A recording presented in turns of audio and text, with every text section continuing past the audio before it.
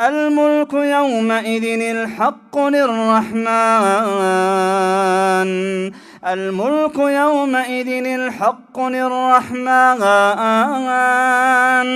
وكان يوما على الكافرين عسيرا ويوم يعض الظالم على يديه يقول يا ليتني اتخذت مع الرسول سبيلا يا ويلتى ليتني لم أتخذ فلانا خليلا لقد أضلني عن الذكر بعد إذ جاءني